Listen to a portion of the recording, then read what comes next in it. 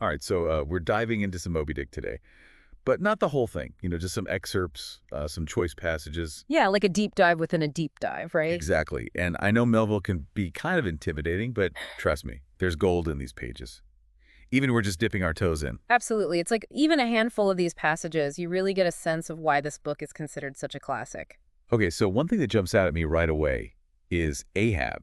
I mean, this guy is intense. Yeah. He's not just out for a little revenge here, is he? Not at all. He's got this singular focus that's almost Shakespearean in its intensity. Yeah, and we see that in these excerpts right Yeah. from the start. It's like he's consumed by this need to hunt down Moby Dick. It's more than just a need, it's an obsession. There's this line that always gives me chills.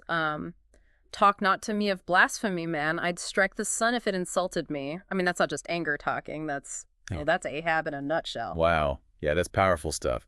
But it makes you wonder, what is Melville trying to say about obsession itself? Because this goes way beyond just one man and one whale, right? Oh, absolutely. It's like Ahab becomes this cautionary tale about what happens when we let our passions consume us. When that single-minded focus starts to destroy everything else in its path. It's like that old saying, be careful what you wish for. Because sometimes achieving your goals can cost you everything. Exactly. And you see that so clearly with Ahab. He's willing to sacrifice everything, his crew, his sanity, even his life, for this one goal. And that image of him nailing the gold doubloon to the mast, that's like the ultimate symbol of his obsession, right? Yeah, it's like he's trying to nail down fate itself, which never ends well. But one character I always find myself coming back to is Queequeg. He's such an interesting character. How do you approach his portrayal from a modern perspective? That's a tricky one for sure. I mean, Melville was writing in a different time, and some of his descriptions might make a modern reader kind of uncomfortable. To say the least. Right. But at the same time, there's more to Queequeg than meets the eye. He's not just some caricature. Melville uses those initial descriptions to kind of lull you into a false sense of security, and then he starts to subvert those expectations. And so he's using our own preconceptions against us. Exactly. For example, we learn that Queequeg is descended from royalty. He's got this whole lineage that we would never have guessed based on his initial portrayal. It's like he's forcing us to confront our own biases. Exactly, and that's what makes Melville such a brilliant writer. He's not afraid to challenge us. Yeah. And that detail about Queequeg's coffin doubling as a lifebuoy, I mean, that's classic Melville right there. So much symbolism packed into one image. Right, it's this constant reminder of the fragility of life at sea. But it also speaks to the cultural differences that these characters are constantly navigating. And the thin line between life and death. Exactly. Which brings us to something else that Melville is a master of, the way he uses language. He can make a ship's log read like poetry. Speaking of poetry, let's talk about Melville's writing style, because this guy was not known for being brief, was he? He likes to use a lot of words. Let's put it that way. I mean, some of these sentences go on for days. They do, don't they? But there's a method to his madness. There's a method. He's not just trying to show off his vocabulary. He's using language to create an experience to immerse you in this world. I can see that. So you're right there on the Pequod with these characters. Exactly. You can practically smell the salt air and the whale blubber. And hear the creaking of the ship. And feel the terror of the chase. Yeah. And that's what makes Melville such a powerful writer. He doesn't just tell you a story, he makes you feel it in your bones. Absolutely. And then something we see time and time again in these excerpts, he uses language to create these vivid images that stay with you long after you've finished reading. Like that description of the whale's tail, a dense webbed bed of welded sinews. I mean, come on. It's terrifying. It's awe-inspiring. Yeah. It's Melville. Exactly. He wants you to experience the full force of nature and to understand that we are just small creatures in a vast and indifferent universe. It's funny. For a book called Moby Dick, these excerpts sure do jump around a lot. One minute we're talking about the anatomy of whales. The next we're pondering the color white. It's kind of all over the place. That's Melville for you.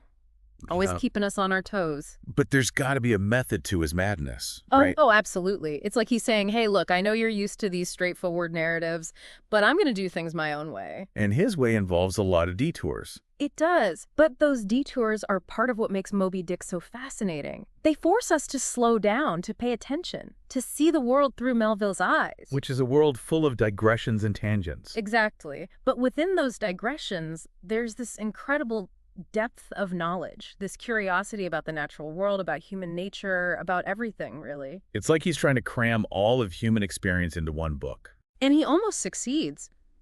But what's remarkable is that he never loses sight of the bigger picture.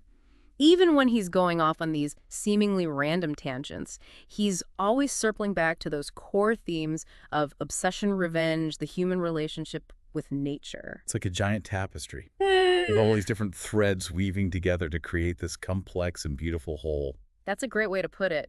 And that's why Moby Dick is such a rewarding book to read. Even if you don't get all the references or understand every single detail, there's still this sense of awe and wonder that permeates every page. Speaking of awe and wonder, can we talk about that image of the whale skeleton in the forest? Oh, wow.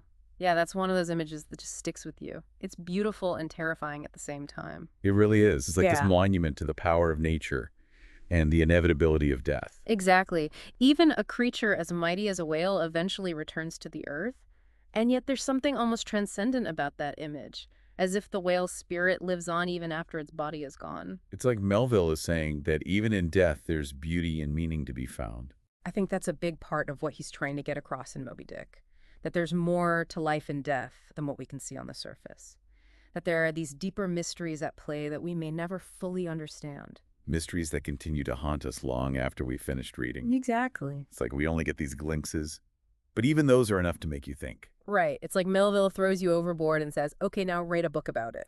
And you know what's amazing?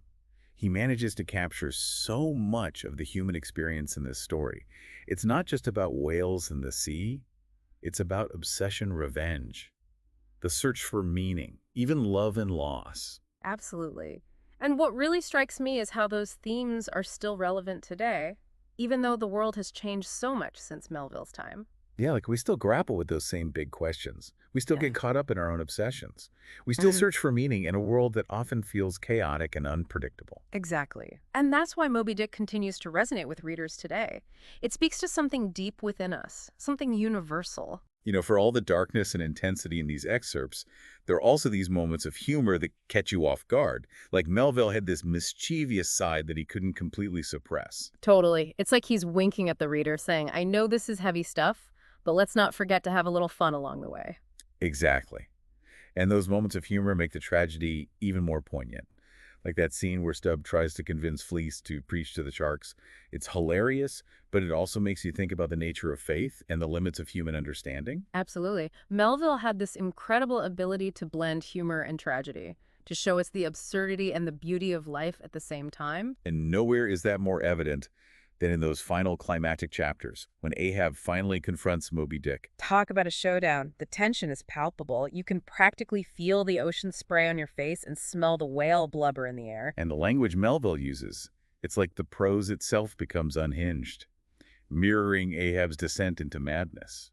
It's brilliant. He uses these short, choppy sentences like, the whale is ramming the Pequod with every word. And of course, we know how it ends. But that doesn't make it any less powerful. The Pequod sinking beneath the waves Ahab dragged down with his obsession. It's a stark reminder that nature is a force to be reckoned with, and that sometimes our greatest strength can also be our downfall. So where does that leave us? What are we supposed to take away from all of this? Well, I think that's up to each individual reader to decide.